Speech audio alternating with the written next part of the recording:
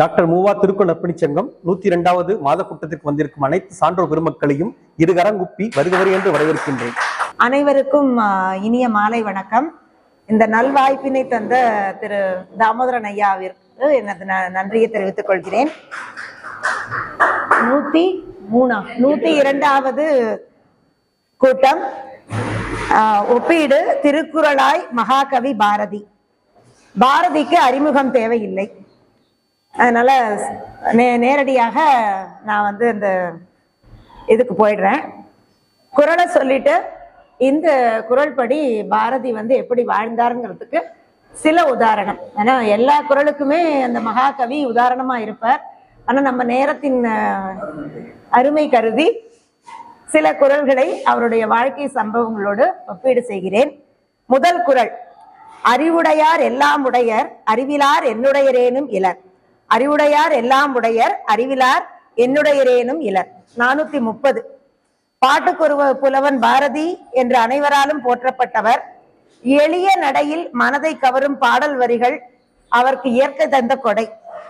அவரின் அஞ்சா நெஞ்சம், தேசப்பற்று, எழுச்சிமிகு கவிதைகள் மற்றும் தொலைநோக்கு பார்வை அவரின் கூறிய அறிவுடைமைக்கான சான்றுகளாக அமைந்துள்ளன.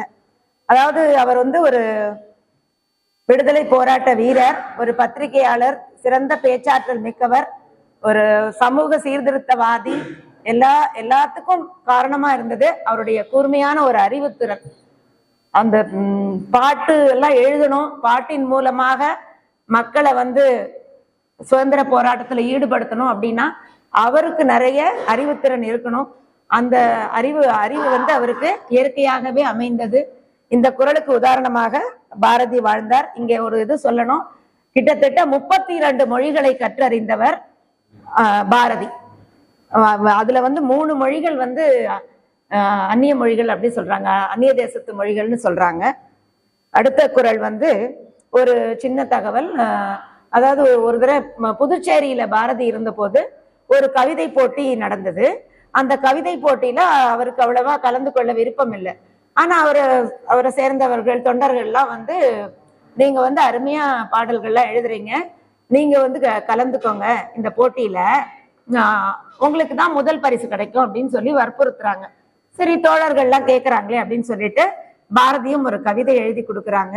ஆனா அந்த முடிவை அறிவிக்கும் பொழுது அவங்க எதிர்பார்த்த மாதிரி அதுக்கு பரிசு கிடைக்கல. அப்ப அந்த தொண்டர்களுக்கு எல்லாம் ரொம்ப கோபம் வந்துருச்சு. இல்ல, இது நடுவு நிலைமையா தீர்ப்பு கொடுக்கல, அது ஒருதலை பட்சமாக தீர்ப்பு கொடுத்து உங்க கவிதைக்கு பரிசு கிடைக்காம போயிடுச்சு, இது ரொம்ப தப்பு அப்படின்னு பாரதி சொல்றார். அதெல்லாம் இதெல்லாம் சகஜம்தான். சில இடத்துல தீர்ப்பு எப்படி இருக்குங்கிறத நம்ம ஆராய முடியாது. நம்மளுடைய கவிதை நல்லா இருந்ததுன்னா அதுக்கான இது என்னைக்காவது ஒரு நாள் கிடைக்கும், அதை பத்தி நீங்க கோவப்பட வேண்டாம்னு சொல்லி அவர்களை எல்லாம் அமைதிப்படுத்துறாங்க. அந்த பாடல் ரொம்ப ரொம்ப பிரபலமான பாடல் என்னன்னா, செந்தமிழ் நாடேனும் போதினிலே என்பத்தேன் பாயுது காதினிலே. இந்த பாடலை உச்சரிக்காத தமிழர்களும் இருக்க மாட்டாங்க, கேட்காதவங்களும் இருக்க மாட்டாங்க. உண்மையிலேயே அது பிரபலம் பெற்றது. இதுக்கு என்ன குறள் சொல்றேன் அப்படின்னா, மிகுதியான் மிக்கவை செய்தாரை தாம் தம் தகுதியால் வென்றுவிடல்னு சொல்றார் திருவள்ளுவர். பொறையுடைமையில 158. சில பேர் அவங்களுடைய அந்த செருக்குனால ரொம்ப தகுதி, அதாவது நடுவு நிலைமை இல்லாம நடந்துக்குவாங்க.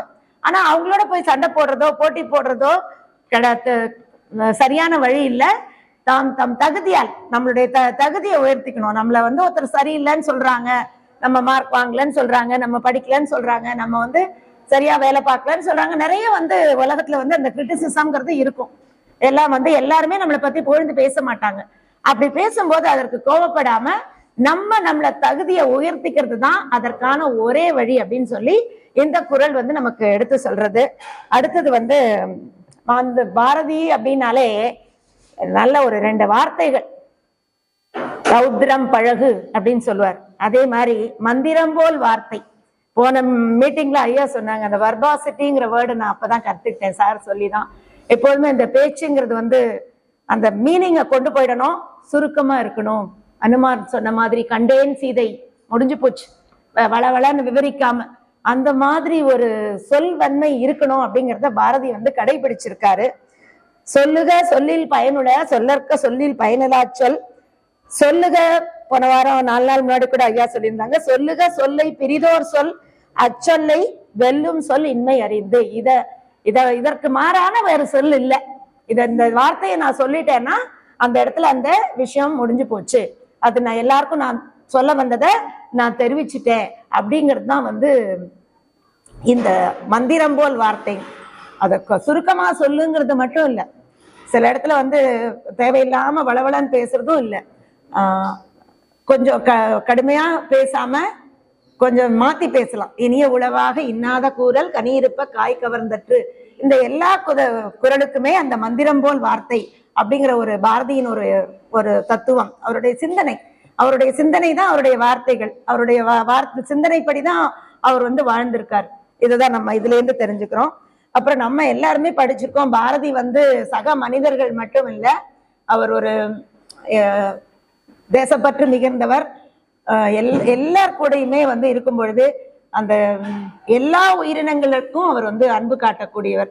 அந்த செல்லம்மா கிட்ட சொல்லுவாராம், நம்ம வீட்டிலேயே சமைக்கிறதுக்கு அரிசி பருப்பெல்லாம் இல்ல, நீங்க இருக்கிறதையும் எடுத்து அந்த காக்கா குருவிக்கெல்லாம் போட்டுட்டா என்ன பண்ண முடியும்னு அவங்க ஒரு தடவை கேட்ட போது கூட அவர் நீ உனக்கு வாய் இருக்கு, நீ இன்னொருத்தட்ட கூட எனக்கு கொஞ்சம் சாப்பாடு வேணும்னு கேட்டு வாங்கி சாப்பிடலாம், ஆனா அதெல்லாம் வாய் இல்லாத ஜீவன், அதுக்குதான் முதல்ல கொடுக்கணும். என்ன ஒரு பரந்த நோக்கு பாருங்க. பகுத்துண்டு பல்லுயிர் ஓம்புதல் நூலோ தொகுத்தவற்றுள் எல்லாம் தலை. அதாவது எல்லாருக்கும் ஷேர் பண்ணி கொடுக்கணும். நம்ம கிட்ட எவ்வளவு இருக்கோ அதை இதுல கூட கோயில்ல பிரசாதம் வாங்க போது கூட சொல்லுவாங்க, நம்ம மட்டும் சாப்பிட்டா அது சாதம், பிறருக்கு கொடுப்பதால் அது பிரசாதம் அப்படின்னு சொல்லுவாங்க. என்ன ஒண்ணு கொண்டு வந்தாலும் அதை நம்ம கொஞ்சம் பாதியோ என்னமோ கொஞ்சம் கொஞ்சம் எடுத்து கொடுக்கறோம், இருக்கிறத பகிர்ந்து சாப்பிடுறோம். அந்த காக்கை குருவிகளுக்கு கூட அவர் இரக்கம் காட்டினார். இந்த குறள் படி வள்ளுவர் வாழ்ந்திருக்கிறார். அங்க அந்த பகிர்ந்து கொடுப்பது மட்டுமல்ல, அன்புடைமையில ரொம்பவுமே மிகுந்த சிறந்த குறளையும் இந்த இடத்துல எடுத்து கூறணும். அன்பின் வழியது உயிர்நிலை அக்திலார்க்கு என்பதோல் போர்த்த உடம்பு அப்படின்னு சொல்றாரு வள்ளுவர். எப்படி பேசுறாரு பாருங்க, என்ன ஒரு அழகான இது. அதாவது அன்போட இருக்கிறவன் தான் முழு மனிதன், அவனுக்கு தான் உயிர்னு ஒண்ணு இருக்கு. மத்தவனுக்கெல்லாம் எலும்பு தோல் போர்த்து இருக்குங்கிறார். இந்த மாதிரி காகம் குருவிகள் மற்ற இதுக்கெல்லாம் விலங்குகளுக்கெல்லாம் உணவு அளிக்கிற பண்பு அவர் எவ்வளவு உயிர்கள் கிடத்துல அன்பா இருந்தார். இந்த குறள் படி அவர் வாழ்ந்தாருங்கிறதுக்கு ஒரு எடுத்துக்காட்டு. அடுத்தது பாரதியின் தொலைநோக்கு பார்வை. அவர் ஒரு தீர்க்கதரிசி.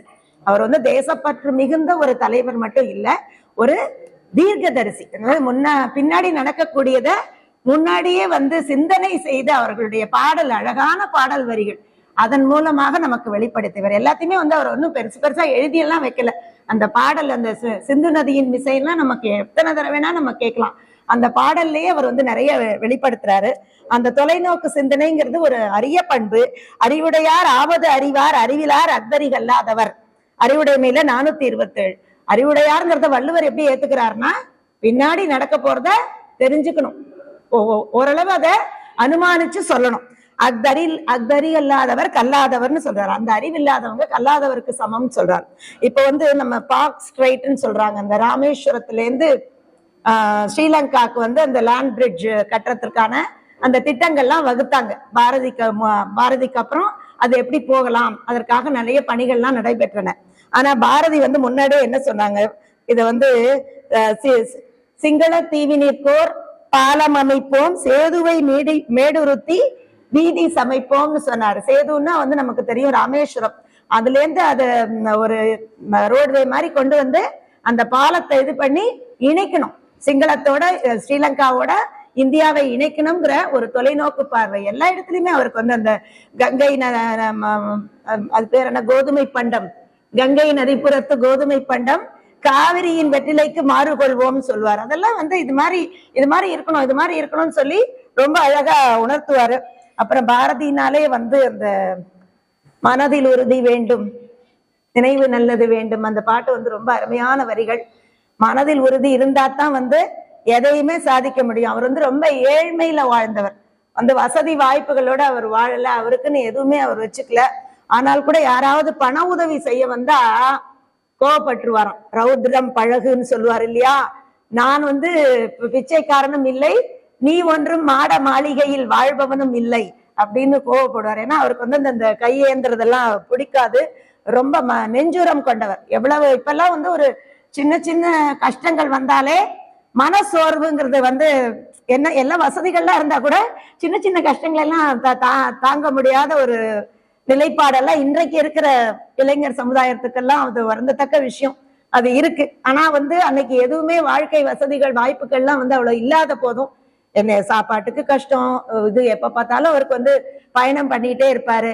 அந்த மாதிரி எல்லாம் இருக்கும்பொழுது வந்து எப்பவுமே வந்து எதிர்ப்பு இருந்துகிட்டே இருக்கும். அவர் ஒரு சமூக சீர்திருத்தவாதி, எல்லாருக்குமே தெரியும் அவருடைய இதெல்லாம் சரித்திரம் எல்லாம். அப்படிலாம் இருக்கும்போது கூட நெஞ்சு உரத்தோட போராடுவாரு.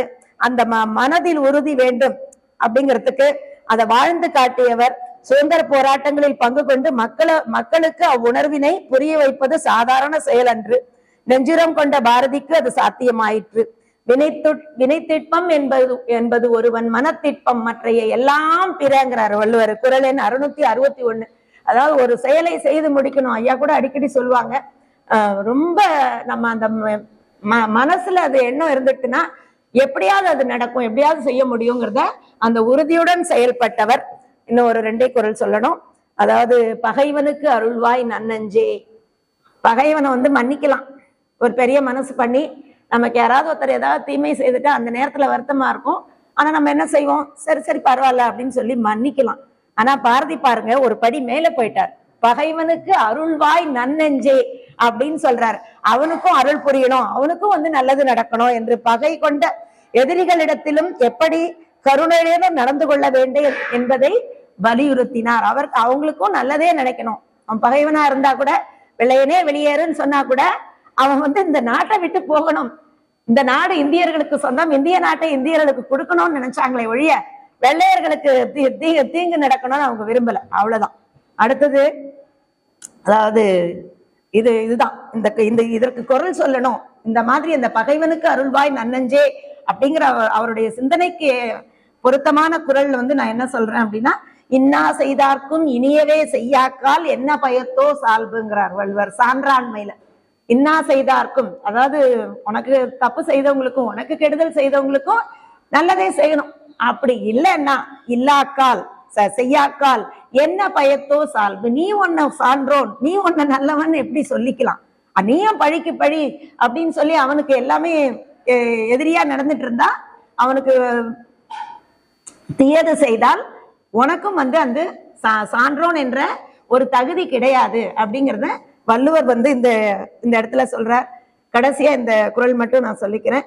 ஒன்றா உலகத்து உயர்ந்த புகழல்லால் பொன்றாது நிற்பது ஒன்றில். அதாவது இந்த உலகத்துல எல்லாமே அழியக்கூடியது, எல்லாமே அழியும். பணம், அழகு, எல்லாமே அழியக்கூடிய விஷயம்தான். ஆனா வந்து புகழ் நிலைத்து நிற்கும். அந்த குறளுக்கு ஏற்ப இன்னைக்கும் வந்து மகாகவி. அவர் ஒரு சாதாரண கவிஞர் இல்லை. அவருடைய வாழ்க்கை வந்து நம்ம எல்லாருக்குமே தெரியும். 39 வயது தான் வாழ்ந்தார். அந்த சுதந்திரம் கிடைத்ததை கூட அவர் பார்க்கல. இருந்தாலும் வந்து ஒரு சின்ன குழந்தையில இன்னைக்கு ஒரு மாறுவேட போட்டியா இருந்தா கூட, எதுவா இருந்தா கூட பாரதினா நம்ம பாடணும், பாரதியார் பாட்டு பாடணும். ஸ்கூல்ல ஒரு பாட்டு போட்டினா நான் பாரதியார் பாட்டு போட்டி போடணும், நான் பாரதியார் மாதிரி நடிக்கணும் அப்படின்னு சொல்றாங்கன்னா அவர் அந்த மாதிரி வாழ்ந்து காட்டியிருக்கார். நிறைய குறள் அவருக்கு சொல்லலாம். இந்த வாய்ப்பினை எனக்கு கொடுத்து சில குறள்கள் மூலமாக பாரதியின் எண்ணத்தையும் அவருடைய வாழ்க்கையும் வெளிப்படுத்த வாய்ப்பு கொடுத்த ஐயாவிற்கு மீண்டும் ஒரு முறை நன்றி கூறுகிறேன். பொறுமையாக கேட்ட உங்கள் அனைவருக்கும் நன்றி. சொல்ல பயன்படுவர் சான்றோர், கரும்பு போல் கொல்ல பயன்படும் கீழ்னு ஒரு குறள் 1078. சான்றோர்கள் சொன்ன அளவிலேயே பயன்படுவாங்க. சில பேரை கரும்பு மாதிரி கசக்குனா தான் பயன்படுவான். அவன்கிட்ட போய் சொல்லிட்டு இருக்க கூடாது.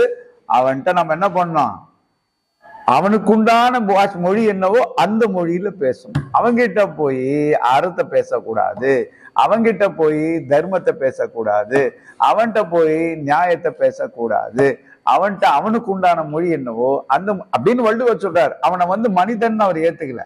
இந்த வடியை கவனிங்க. இந்த குறள் சொல்ல பயன்படுவர் சான்றோர், அவனை சான்றோர் என்னார். கரும்பு போல் அடுத்து பாருங்க, கொல்ல பயன்படும் கீழ் எதுவார், கீழ் மகன் கூட எது. அப்ப அவனுக்கு அவர் கொடுத்த அடையாளம் என்னது, கீழ். சோ நாம அந்த மாதிரி சில பேரை ட்ரீட் பண்ண வேண்டியதா இருக்கு. சில பேர் சான்றோர்கள், அவங்க வந்து சொன்னாலே புரிஞ்சுப்பாங்க. சரி, இப்ப நீங்க என்ன சொல்லிட்டீங்க, நான் தப்பு பண்ணிட்டேன், நான் என்ன பண்ணுவேன், புரிஞ்சுப்பேன். சரி, நம்ம மேல தப்பு இருக்கு, சரிங்க நான் பேசுனது தப்பு. ஆனா கீழ்கள் என்ன பண்ணாங்க, ஒத்துக்கவே மாட்டாங்க. அவங்க என்ன பண்ணுவாங்க, நிப்பாங்க அவங்க ஸ்டாண்ட்லயே. அப்ப அவங்களுக்கு உண்டான பாஷையில தான் நம்ம அவங்க கிட்ட பேசணும். இது வள்ளுவம் சொன்ன நுட்பம். அறிவிலும் ஆக்கத்திலும் பண்பிலும் பாசத்திலும் சிறந்து விளங்கும் அவையோர்க்கும் தகைமைசால் தலைவர் அவர்களுக்கும் வணக்கம். நமக்கெல்லாம் ஒரு தனி முத்திரையை தந்து பல விருதுகளும் தந்து சமுதாயத்தை நமக்கென்று ஒரு இடத்தில் பெருமைப்படுத்திடும் நிறுவனர் என்னுடைய ஆசான் ஐயாவிற்கு குரு வணக்கம். ஓதற்கு எளிதாய் உணர்தற்கு அரிதாகி வேத பொருளாய் மிக விளங்கி தீதற்றோர் உள்ளதொரும் உள்ளம் உருக்குமே வள்ளுவர் வாய்மொழி மாண்பு. வள்ளுவம் வையகம் முழுதும் வளமாக வாழ வைக்கும் மாண்பு உடையது. 2000 ஆண்டுகளுக்கு முன் தோன்றி வானுயர வளர்ந்து பிறரையும் வளர்க்கும் ஒரு மிகச்சிறந்த வல்லமை கொண்டது. இது ஒரு புறம். முறுக்கிய மீசையும் செதுக்கிய கண்களும் நிமிர்ந்த நடையும் தன் பாட்டு திறத்தாலே இந்த வையகத்தை பாலித்திட்ட பாட்டுக்கோர் புலவன் என் பாரதி. நற்றமிழ் முத்துக்களால் தமிழன்னையை சிங்காரிக்கும் மாசிலா மாணிக்கம். யாதுமாகி நின்றாய் காளி என்ற தமிழ் சித்தன். இருள் சேர் இருவினையும் சேராய் இறைவன் பொருள் சேர் புகழ் புரிந்தார் மாட்டு என்றும் பொறிவாயில் ஐந்தவித்தான் பொய்தீர் ஒழுக்க நெறி நின்றார் நீடு வாழ்வார் என்றும் கடவுளின் மாட்சிமையை கூறுகின்றார் நமது ஐயன். இவருடைய அடியை தொழுது நம் பாரதி கூறுகிறார், பக்தியினால் இந்த பாரினில் எய்திடும் மேன்மைகள் கோடி கோடி. சித்தம் தெளியும் செய்கை அனைத்திலும் செம்மை பிறந்திடும். வித்தைகள் சேரும் நல் வீரர் தொடர்பும் கிட்டிடும். நெஞ்சில் சஞ்சலம் நீங்க உறுதி விளங்கிடும். இது ஒன்று. அடுத்ததாக, ஒரு பசையும் ஓவா பிணியும் செருப்பகையும் சேராது இயல்வது நாடு.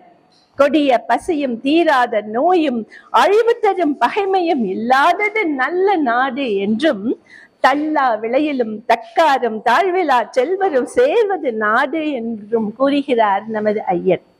இந்த கண்ணோட்டத்தை கொண்டு தன்னுடைய தேசிய பாடல்களில் நளிர்மணி நீரும், அதாவது பளிங்கு போன்ற நல்ல நீரும் தெளிந்த நீரும், நயம்படு கனிகளும் குளிர்பூ தென்றலும் வாய்ந்து நல்குவை, இனிய பொழில்கள் நெடிய வயல்கள் கனிக்கிழங்கு தானியங்களும் கணக்கின்றி தரும் நாடு இது. நீடு பல்படை தாங்கி முன் நிற்கவும் ஆற்றலில் மிகுந்தனை நீ அரும்பதம் கூட்டுவை மாற்றவர் கொண்ட வன்படை ஓட்டுவை என்று இவை அனைத்தையும் கொண்ட இந்த பாரத நல் திருநாடு என்னுடையது என்று ஆனந்த களி கூறுகிறார். நமது நாட்டுப்பண் வந்தே மாதரம் எழுதிய பங்கிம் சந்த் சாட்டர்ஜி இவர்களுடைய கருத்தும் இதை ஒத்தே இருக்கின்றது. இவர்களுடைய வரியில் அந்த பாடல் வந்தே மாதரம் நம்ம மார்னிங்ல எல்லாம் கேட்கிறது. இனிய நீர் பெருக்கினை இன்கனி வளர்த்தனை மலையின் தென்றல் காற்றை அள்ளி தந்தனை குறுநகை இன்சொலார் குலவிய மாண்பினை நல்குவே இன்பம் பல நல்குவே கருத்து ஒன்றுதான் சொற்களின் நாட்டியம்தான் ஒருவருக்கு ஒருவர் மாறுபடுகின்றது. கவிஞர்களுடைய ஒரு நாட்டிய பேரொளியின் சொற்களின் திறமை இதுதான். சிறு குழந்தைகள் முதல் முதியோர் வரை கவர்ந்திழுத்த ஒரு சத்தியமான வைர வரிகள். இதற்கு பின் ஒரு சிறிய நிகழ்வு. சுதந்திர போராட்ட வீரர் தியாகி நீலகண்ட பரமாச்சாரியார், இவரது வீர வசனங்களால் தான் வாஞ்சிநாதன் வளர்ந்தார். ஆஷ்துரை மர்டரில் 7.5 ஆண்டுகள் சிறைவாசம் சென்று அனைத்தையும் இழந்த ஒரு பிச்சைக்காரனாக திருவல்லிக்கேணி தெருக்களில் நின்ற பொழுது பாரதியை சந்திக்கின்றார். அடையாளம் காணாவிட்டாலும் அடையாளத்தை கொடுத்து ஒருவரோடு ஒருவர் தழுவி கொள்ளும் பொழுது அன்னார் சொல்கிறார், பாரதி சாப்பிட்டு 3 நாட்கள் ஆகின்றன, ஒரு வாய் காப்பி வாங்கித்தாயே. இந்த வார்த்தைகளை கேட்டதும், ஏனெனில் நீலகண்ட பரமாச்சாரியார் ஒரு மிகப்பெரிய செல்வந்தர். சுதந்திர போராட்டத்தில் ஈடுபட்டதால் அனைத்தும் பிரிட்டிஷ் அவர்கிட்ட வாங்கி கொண்டது. இந்த வார்த்தைகளை கேட்டதும் தான் தூய மனதில் ரௌத்ரம் பொங்கி எழுந்த காவிய வரிகள், தனி மனிதன் ஒருவனுக்கு உணவில்லை எனில் இந்த ஜகத்தினை அழித்திடுவோம் என்பது. இந்த காலகட்டத்தில் வங்கப் பிரிவினை, நாட்டின் அடிமைத்தலைகள் பற்றி வங்கத்தின் அடலேறு ஓபன் சந்திரபால் சென்னை மரினாவில் ஒரு சீரிய உரையை நிகழ்த்தினார். அந்த உரையில் ஒரு சிறு பகுதி இந்த நீலகண்ட ஆச்சாரியரை பற்றிய ஒரு குறிப்பும் உள்ளதாக நான் படித்திருக்கிறேன். நமது தெய்வ புலவரும் இரவச்சம் என்ற அதிகாரத்தில் இறந்து உயிர் வாழ்தல் வேண்டின் பறந்து கெழுக உலகியற்றியான் என்று படைத்தவனையே சாடுகின்றார். பாரதியாவது இந்த உலக ஒழிக என்று மண்ணை சாடுகின்றார். ஆனால் வள்ளுவனோ ஒரு கவலம் உணவு இல்லை எனில் இந்த உலகத்தை படைத்தவனையே சாடுகின்றார். நாமும் இவற்றையெல்லாம் படித்து இன்புறுவதோடு மட்டும் இல்லாமல் வாரத்தில் ஒரு நாள் உணவையாவது வறியவருக்கு அளித்து பாக்கியத்தை பெறுவோம். குரல்மணி நென்மணிகளை பற்றி என்ன கூறுகிறது? உழுதுண்டு வாழ்வாரே வாழ்வார், மற்றெல்லாம் தொழுதுண்டு பின் செல்பவர். பாரதியாரின் தமிழ்மணி என்ன கூறுகிறது? உழவுக்கும் தொழிலுக்கும் வந்தனை செய்வோம், வீணில் உண்டு கழித்திருப்போரை நிந்தனை செய்வோம் என்று கூறுகிறார். மிகச்சிறந்த உலகத்தோர் அனைவரும் போற்றக்கூடிய ஒரு சிறந்த குரல்மணி எது தெரியுமா? பிறப்புக்கும் எல்லா உயிர்க்கும் சிறப்பவ்வா செய்தொழில் வேற்றுமையான். மதம், இனம், ஜாதி இல்லாத ஒரு சமூகத்தின் பார்வை நமது ஐயனிடம் 2000 வருடங்களுக்கு முன்பே இருந்ததால் பன்னெடுங்காலமாக இந்த ஜாதி பாகுபாடு இந்த மண்ணில் இருக்கிறது என்பது புலனாகின்றது. அது ஏன் இன்னும் மறையவில்லை?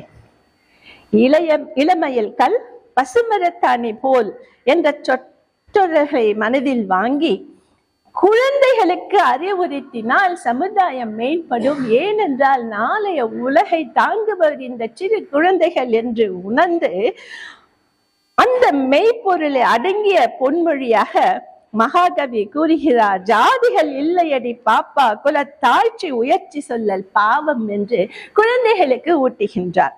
எங்க துவங்க வேண்டும் என்று அறிந்து பாப்பாக்களிடம் தொடங்குகின்றார் நம் ஐயன்.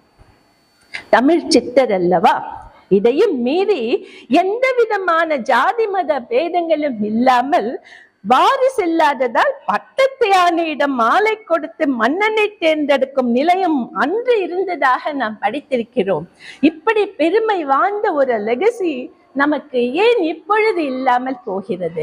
இந்த சமுதாயம் ஏன் இந்த மாதிரி ஒரு மாய வலையில் சிக்கி நெருக்கி கொண்டு தன்னை வீழ்த்துகிறது? ஆகையால் இளைய சமுதாயம் சற்றே சிந்தித்து பார்க்க வேண்டும். இந்த மாதிரி நிகழ்வுகளை இளைய சமுதாயத்திடம் கொண்டு சேர்ப்பது நமது திருவிக பயிலரங்கம் போன்ற இந்த உயர்ந்த பயிலரங்கங்களின் தலையாய கடமை என்று கூட நான் கூறுவேன். எண்ணியாக எய்துவ எண்ணிய திண்ணியராக பெறேன். சிறந்த மன வலிமை, மன திட்பம், ஒரு போக்கஸ்ட் விஷன் இருந்தால் எண்ணிய எண்ணம் வெற்றிகரமாக முடியும் என்பது நம்முடைய ஐயனின் தீர்க்கமான வரிகள். எழுச்சி திலகம் பாரதி அவர் வழி நின்று மேலும் இதற்கு ஒரு அணி சேர்த்து அலங்காரப்படுத்துகின்றார். 67வது அதிகாரம் வினைத்திற்பம் அனைத்தையும் திரட்டி மனதில் உறுதி வேண்டும், வாக்கினில் இனிமை வேண்டும், நினைவு நல்லது வேண்டும், நெருங்கின பொருள் கைப்பட வேண்டும், கனவு மெய்ப்பட வேண்டும், தனமும் இன்பமும் வேண்டும், தரணியிலே பெருமை வேண்டும், காவிய உறுதி வேண்டும், பெரிய கடவுள் காக்க வேண்டும், இந்த மண் பயனுற வேண்டும், வானகம் இங்கு தென்பட வேண்டும். இங்கு வானகம் என்று கூறுவது அந்த சொர்க்கலோகம் என்ற நம்மளுடைய நம்பிக்கை. உண்மை நின்றிட வேண்டும். ஓம் சக்தி, ஓம் சக்தி, ஓம் சக்தி என்று கூறுகின்றார். இறுதியாக நம் அனைவருக்கும் வீட்டிலும் வெளியிலும் அகத்திலும் புறத்திலும் நிலை நிறுத்தப்பட வேண்டிய ஒரு குரல், இன்னா செய்தாரே ஒருத்தல் அவர் நான் நன்னயம் செய்து விடல். தெய்வ புலவரின் வாக்கல்லவா? தமிழ் சித்தரின் வாக்கு என்ன? பகைவனுக்கு அருள்வாய், என் நெஞ்சே பகைவனுக்கு அருள்வாய். தின்னவரும் புலி தன்னையும் அன்போடு சிந்தையில் போற்றிடுவாய் நன்னெஞ்சே. அன்னை பராசக்தி அவ்வுருவாயினாள், அவளை கும்பிடுவாய் நன்னெஞ்சே, பகைவனுக்கு அருள்வாய் என்று கூறுகின்றார். சூழ்நிலைகள் விதிமுறைகளை ஆராய்ந்து சினம் காக்கின் வானமும் வசப்படும் தானே. வள்ளுவனும் பாரதியும் நம்முள் சென்றால் வாழும் ஒவ்வொரு மணித்துளியும் இன்பமே என்று நம்மால் உறுதியிட்டு கூற முடியும். கடலில் குதித்து இந்த அருமையான முத்துக்களை கண்ணார கண்டு மகிழ்ந்து அந்த பாக்கியத்தை எனக்கு தந்திட்டு இந்த அவையோருக்கும் என்னுடைய ஆசான் ஐயாவையும் இந்த நேரத்தில் வணங்கி என்னுடைய அன்பான உறவுகளையும் ஆற தழுவும் தென்றலாக என்னுடைய நன்றியையும் வணக்கத்தையும் சமர்ப்பிக்கின்றேன். Thank you very much. பாரதி அப்படின்னு நம்ம சொல்லும் போதே அதுல இருக்கக்கூடிய அந்த திட்பம், உறுதிப்பாடு, வடவடா குழக்கடெல்லாம் கிடையாது. பாரதியிடம் ஒன்றே ஒன்று என்னன்னா, தன்னுடைய எண்ணத்திலே அவருக்கு தெளிவு இருந்தது. எப்பெல்லாம் எண்ணம் நமக்கு தெளிவு இருக்கிறதோ நம்ம சொல்லிலே தடுமாற்றம் இருக்காது. சொற்கோட்டம் இல்லது செப்பம் ஒரு தலையா உட்கோட்டம் இன்மை வெறின் என்று சொன்னவர் திருவள்ளுவர். இது எங்க வருது? 119வது குறள் 12வது அதிகாரம் நடுவு நிலைமை என்ற அதிகாரத்திலே இது வரும். மனதிலே கோணுதல் இல்லாமல் இருக்க பெற்றால் சொல்லிலும் கோணுதல் இல்லாதிருப்பதே நடுவு நிலைமை என்று எழுதுகிறார். அப்போ நடுவு நிலைமையிலே இருப்பவர் சொற்கோட்டம் அங்கு இருக்கார். எப்போ நம்ம ஏன் அப்படி தடுமாற்றத்தோடு பேசுறோம்னா, நம்மகிட்ட மனதிலே எண்ணத்திலே தெளிவில்லை. அப்ப நம்ம என்ன பண்ணுவோம்? சொற்களில் தெளிவு வராது. அதனாலதான் இன்னொரு இடத்துல பேசுவார், சுருங்க சொல்லி விளங்க வைத்தன. வளவலன்னு பேசணும்னு அவசியமே கிடையாது. பல சொல்ல காமுறுவர் மன்ற மாசற்ற சில சொல்லல் தேற்றாதவர். இது எங்க? 649 65வது அதிகாரம் சொல்வன்மை. அப்போ சில குறித்த சொற்களால் பேச இயலாதவர்கள், தெரியாதவர்கள், முடியாதவர்கள் பல சொற்களை போட்டு அங்கே குழப்பிக் கொண்டிருப்பார்கள். They go for verbosity. But என்ன சொல்றாங்க? The test words makes differences. Short and sweet. சுருக்கமும் நுண்மையும் அறிவினுடைய தெளிவு என்று சொல்லுகிறார்கள். சுருக்கமும் நுண்மையும் அறிவினுடைய தெளிவு என்று. அதனால்தான் வள்ளுவம் ஏன் இன்னை வரைக்கும் உலகத்தால போற்றப்படுகிறது என்றால் அதில் இருக்கக்கூடிய சுருக்கம் நுண்மை. 1.25 அடிக்குள்ள ஒரு உலகத்தை எடுத்து சொல்லிடுறார். அவ்வளவுதான். எல்லாம் நீ புரிஞ்சுக்கோ, அதை விரி. ஒரே ஒரு குறளை வச்சு ஒரு ஆய்வு எழுதலாம். ஒரே ஒரு குறளை வச்சு நீங்க மிகப்பெரிய ஆய்வுகளை செய்யலாம். தோண்டி தோண்டி எடுக்கலாம், துருவி துருவி பார்க்கலாம், நுணுகி நுணுகி பார்க்கலாம், அணுகி அணுகி பார்க்கலாம், அணுக்கமாக பார்க்கலாம். அதனால பாரதியுடைய பாடல்கள் இன்றும் நிற்கிறது என்றால் அவருடைய சுத்தெளிவு, எண்ண தெளிவு. அவங்க ரொம்ப அழகா அதை முன் வச்சாங்க. இந்த எண்ண தெளிவு என்பதே பாரதியாரை எண்ணி பார்த்து நாம் மகிழ்ச்சி அடைகிறோம். ஆடுவோமே பள்ளு பாடுவோமே ஆனந்த சுதந்திரம் அடைந்து விட்டோம் என்று. அவர் பார்க்கல இந்த சுதந்திரத்தை. ஆனா ஆடுவோமே பள்ளு பாடுவோமே அப்ப சுதந்திரம் நீ அடைஞ்சிருவ, யாரும் ஒண்ணு தடுக்க முடியாது. என்ன தீர்க்கமான சிந்தனை! சுதந்திரம் அடைஞ்ச பிறகே நமக்கு அடைஞ்சிட்டோமான்னு தெரியாமே நிறைய பேர் இருக்கிறோம். என்னப்பா சுதந்திரம்? அதான்ப்பா 47 வாங்கினாங்க. என்ன வாங்கினா? அதான்ப்பா வாங்கினாங்க 47 காந்தி எல்லாம் போராடி வாங்கினாங்கப்பா. ரைட். நீ என்ன பண்ண சுதந்திரத்துக்கு? ஒன்னும் பண்ணல. அந்த மாதிரி குழப்பத்துல இருக்கிறோம் நம்ம. ஆனா அவர் அப்பவே தெளிவா சொன்னவர், கொன்றடிக்கும் கவலை என்னும் குடியில் விழுந்து குமையாதீர் சென்றிடுவீர், நான் சென்றதினி மீளாது மூடரே, சென்றதனை குறித்து சிந்தை செய்தல் வேண்டாம். கொன்றடிக்கும் கவலை என்னும் குடியில் விழுந்து குமையாதீர், இன்று புதியதாய் பிறந்தோம் என்று எண்ணம் அதை சின்ன முறை இசைத்துக் கொண்டு நாளும் தின்று விளையாடி இன்புற்று மகிழ்வீர், தீமையெல்லாம் அழிந்து போம் திரும்பி வாரா. இதை விட ஒரு எனர்ஜைஸ்டா யாரால சொல்ல முடியும்னு எனக்கு தெரியல. அது ஒரு வார்த்தை போட்டாரு பாருங்க, சென்றதினி மீளாது, போனது போனது அதையே கவலைப்பட்டுனுகிற. அடுத்த அடி போட்டாருங்க பாருங்க, கொன்று அழிக்கும் கவலை என்னும் குழியில் விழுந்து குமையாதி. அந்த கவலை எப்படிப்பட்டது? உன்னை கொல்லாம விடாது. The worry will worry you. Don't sink into that worries. அப்ப என்ன? உள்ளுக்குள்ள மூழ்கிடாத, போயிடாத. Don't drown yourself into it. கவலை என்னும் கொன்றழிக்கும் கவலை என்னும் குழியில் விட. அடுத்த அடி போட்டார் பாருங்க, அங்குதான் பாருங்க. இன்று புதியதாய் பிறந்தோம் என்று எண்ணம் அதை சின்ன முறை இசைத்துக் கொண்டு நாளும் தின்று விளையாடி இன்புற்று மகிழ்வீர், தீமையெல்லாம் அழிந்து போம் திரும்பி வார். புதுசா ஒவ்வொரு நாளும் புதுசா பிறக்கிறோம். நேத்து வலியோட படுத்துட்டேன், காலைல எழுந்துக்கிறேன். அதே வலியை நினைச்சு நான் எழுந்து கூடாது. இன்று புதியதாய் பிறந்தோம், நேத்து வலிச்சது இன்னைக்கும் வலிக்குமா? வலிக்கும். இது சிந்தனைங்க. வாழ்க்கையில நம்பிக்கை என்பது நம்ம எண்ணங்கள் தான். இப்ப முடியாதுன்னு நினைச்சிட்டு இருக்க, நம்மளால முடியும் இந்த மனசு நினைச்சா. ஒரு விஷயம் நமக்கு லாபம் கிடைக்குதுன்னா நம்ம மனசு ஓடுது. அதுவே நமக்கு ஒரு வேலை, நாளைக்கு பார்த்துக்கலாம் ஓடுது. இதே மனசுதான். இந்த மனம் இதை ஆள கற்றுக்கொண்டால் நீங்கள் தான். அதை பாரதி புரிய வச்சான் 39 வயசுல. நம்ம இன்னைக்கு 390 வயசு ஆனாலும் இதை புரிஞ்சுக்கவே போறது இல்லை. ஏன்னா எல்லாரும் பாரதி ஆக முடியாது. பாரதி மாதிரி நடிக்கலாம், வேடம் போடலாம், ஆனா one cannot be a Bharati, because Bharati is Bharati, unique. நம்மளும் அது மாதிரி ஆகணும் தான் இந்த டாபிக். இந்த டாபிக்கை நம்ம படிக்கும்போது இன்னும் நம்ம நிறைய அந்த செய்திகளினுடைய அந்த வேகம், இன்னைக்கு அந்த வேகம் நமக்குள்ள ஒரு உற்சாகத்தையும், நம்ம பாரதி கவிதைகளை அட்லீஸ்ட் ஒரு வாரத்துக்கு ஒரு கவிதையாவது பாரதி கவிதையை படிச்சு ஷேர் பண்ணணும், பேசணும். நான் என்ன சொல்றேன், நம்ம வாட்ஸ்அப் குரூப்ல இன்னமும் போடுறீங்க, நல்ல கவிதைகளை ஷேர் பண்ணலாம், அழகா அதுல இருக்கிற வரிகளை பத்தி பேசலாம், அதை பத்தி என்ஜாய் பண்ணலாம். நல்ல நல்ல வரிகள். இது சொன்ன கொன்றடிக்கும் கவலை எனும் குழியில் விழுந்து குமையாது. பாரதிதாசனோட வரிகளை போடலாம், இயற்கையை பாராட்டலாம்.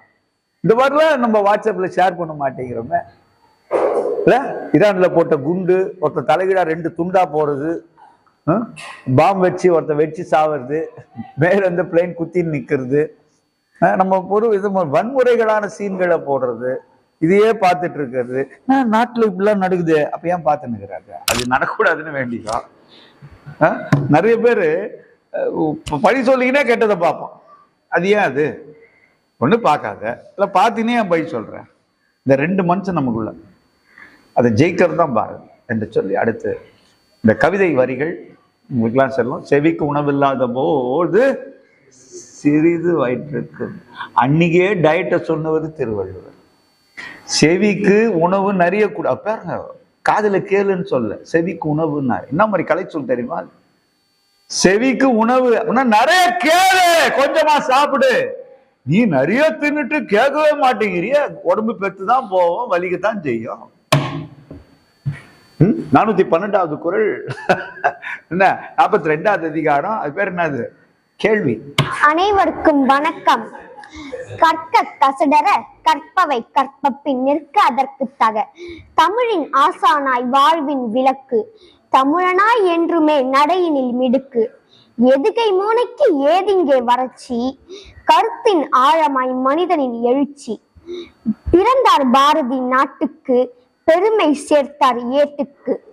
சிறந்தார் பாப்பா பாட்டுக்கு, தேச விடுதலை வேட்கைக்கு. பாட்டுக்குயிலாய் வலம் வந்தார், பைந்தமிழ் சுவையில் நலம் தந்தார். நாட்டின் விடுதலை களம் கண்டார், நற்றமிழ் கலைகள் வலையென்றார். மனதில் உறுதி கொள்ளென்றார், மானம் நமக்கு பெரிதென்றார். பேதம் கொண்டு நில்லாதே, பேணும் அன்பை தள்ளாதே. ஏதும் நெஞ்சில் கொள்ளாதே, இனியவை செய்ய அஞ்சாதே. இனிய உறவாக இன்னாத குரல் கனியிருப்ப காய்கவம் தற்று. நன்றி. டாக்டர் மூவா திருக்குறள் நற்பணி சங்கத்தின் 102வது கூட்டத்துக்கு வந்திருக்க அனைத்து சான்ற பெருமக்களுக்கும் எனது பணிவான வணக்கத்தை தெரிவித்துக் கொள்கின்றேன். சபையோருக்கும் அவையோருக்கும் எனது பணிவான வணக்கத்தை தெரிவித்துக் கொள்கின்றேன்.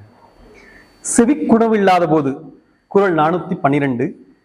செவிக்குணவில்லாத பொழுது சிறிது வயிற்றுக்கும் ஈயப்படும். கேட்பது குறையும் பொழுது வயிற்றுக்கு உணவு சிறிதாவது கொடுக்கப்பட வேண்டும் என்பது அதன் பொருள். செவியின் சுவையை உணராமல் வாய் சுவைக்கே முன்னுரிமை தரும் மானிட பதர்கள் வாழ்வதும் சாவதும் ஒன்றே. உயர் ஞானம் அனுபவத்தை செவி தருவதால் அச்செல்வமே செல்வத்திற்கெல்லாம் முதன்மையானது. செவியின் சுவையை உணர்ந்தவரே ஆன்றோர். நாத அனுபவம் மற்றவர் பணிவாக நடப்பதில்லை. பிழைப்புக்காக முட்டாள்தனமான செயல்கள் செய்வதில்லை. நாத ஒளி குறைந்தால் வயிற்றுக்கு உணவு தர வேண்டும். இறை தேடல் ஆர்வமுள்ளவர்களுக்கு காத்து கொண்டிருக்கிறது. ஞானத்துடன் வாழ இவ்விடம் உற்ற துணையாகிறது. புத்தகத்தின் புத்தாக்கத்தில் வருகிறது புத்துணர்ச்சி. நம் அரங்கத்தில் இருவர் பை சுமந்து வருவார்கள். ஒருவர் செவிக்காக புத்தகத்தை கொடுக்கக்கூடிய நமது நெறியாளர், மற்றொருவர் நற்தூதர் ஐயா அவர்கள், ஜோதிமணி அவர்கள் உணவையும் சேர்த்துக் கொண்டு வந்து தருவார்கள். நம் இரு ஆசாங்களாக இங்கு விளங்கிக் கொண்டிருக்க அவர்களையும் நன்றி கூறி, சாகும் போதும் தமிழ் படித்து சாக வேண்டும், எந்த சாம்பல் தமிழ் மணிந்து வேக வேண்டும் என்று வாய்ப்பு தந்த அனைத்து சான்ற பெருமக்களுக்கும் நன்றி தெரிவித்துக் கொள்கின்றேன். நன்றி. தலைமை உள்ளிட்ட நம்முடைய மூவா நற்பணி மன்றத்தின் அத்துணை உறவுகளுக்கும் எனது இனிய நேர வணக்கம். மேலும் நம்மை எல்லாம் சுமைதாங்கி கல்லாக தாங்கிக் கொண்டிருக்கும் நம்முடைய மேதகு டாக்டர் தாமோதரன் ஐயா அவர்களின் பிறந்த நாளை கடந்து வந்திருக்கும் முதல் கூட்டம் இது. ஆகவே அவரை நாம் அனைவரும் வாழ்த்துவதில் மெத்த மகிழ்ச்சி அடைகிறோம். அந்த ஆண்டவனுக்கும் நன்றியை தெரிவித்துக் கொள்வதில் மெத்த மகிழ்ச்சி அடைகிறோம். நன்றி. நீங்கள் வாழ்வாங்கு வாழ எங்கள் அத்தனுடைய ஆசீர்வாதங்களும் உங்களை நிலைத்திருக்க வேண்டும். கவிதை ஐயா சொன்ன, எனக்கு ஆக்சுவலி உடம்பு சரியில்லை, ஒரு 4 நாளா என் மேலேயும் தவறு இருக்கு, நானும் அதை பார்க்கல. என்ன கொடுத்துருக்காங்க இந்த மூவா இதுன்றதே எனக்கு இந்த மாதத்துல காளிதாஸ் ஐயா கிட்ட கேட்கும் போது தான், ஐயா இந்த விழாக்கு வந்துருங்க, நெறியாளர் ஐயா விழா கொண்டாடணும். ஐயா இல்லைங்க ஐயா, சாயந்தரம் தானே வைப்பீங்க, நான் காலையில் ஒரு ஃபங்க்ஷன் போனோம் என்னப்போ, இல்லையா சாயந்தரம் மூவானவன் தான் எனக்கு மூவா மீட்டிங் இந்த வாரன்றது எனக்கு தெரிஞ்சது. அதனால வருந்துற ஐயா மன்னிச்சுங்க. இருந்தாலும் உங்களுடைய பிறந்த நாளுக்காக நான் எழுதிய கவிதையை இங்க வாசிக்கிறேன்.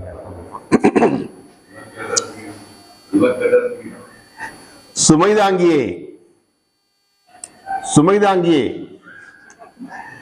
காணி நிலம் கேட்டான் பாரதி, கிடைக்கவில்லை. பாரதி காணி நிலம் கேட்டான், கிடைக்கவில்லை. நீயோ எம் காதுகளை அல்லவா கேட்டாய், நல் செய்தி சொல்ல. நீயோ எம் காதுகளை அல்லவா கேட்டாய், நல் செய்தி சொல்ல. நம்பினோர் கெடுவதில்லை, இது 4 முறை தீர்ப்பு. நாங்களும் இங்கு உன்னை நம்பித்தானே வாழ்கிறோம், உன் நா நிலத்தில். காரணம், உன் காந்த குரல் கேட்டோர் அறம் இல்லை என்று சொல்லும் மனம் இல்லாதவர் அல்லவா. உன் காந்த குரல் கேட்டோர் இல்லை என்று சொல்லும் மனம் இல்லாதவர். உன்னில் உள்ளோர் எல்லாம் நல் சொல்லோர் தானே, உன்னில் உள்ளோர் எல்லாம் நல் சொல்லோர் தானே. பிறகு யார் இந்த ரௌத்திரத்தை உன்னில் பழக வைத்த பாதி யார்? பாதி யார்? உன்னுள் ரௌத்திரத்தை பழக வைத்த அந்த பாதி யார்? இருப்பினும் உன் ரௌத்திரமும் கொஞ்சம் அழகுதான். இருப்பினும் உன் ரௌத்திரமும் கொஞ்சம் அழகுதான். அறுசுவையில் ஒரு சுவை உனது இந்த விழாவில் தான் உண்டோம். அறுசுவையில் ஒரு சுவையை உனது இந்த விழாவில் தான் உண்டோம். அப்பப்பா காரம் கொஞ்சம் தூக்கல் தான். அப்பப்பா காரம் கொஞ்சம் தூக்கல் தான். ராமன் மூட்டிய தீயில் குளித்து சீதை நிரூபித்தால் ராவணனின் கற்பை. ராமன் மூட்டிய தீயில் சீதை நிரூபித்தால் ராவணனின் கற்பை. இல்லையா, நம்ம அதை மறந்துடுறோம் நிறைய இடத்துல. எனக்கா சீதையோட கற்பியே பேசிட்டு இருப்ப கூட அவனும் கற்பு நெறியோட தான் இருந்தான். அவன் எப்பவுமே களவாட நினைக்கல. ஆகவே இல்ல, அது நம்ம எழுதுகிறதுங்க ஐயா. ராவணனை விட சிறந்த ஒரு சிவபக்தன் கிடையாது இல்லைங்களா.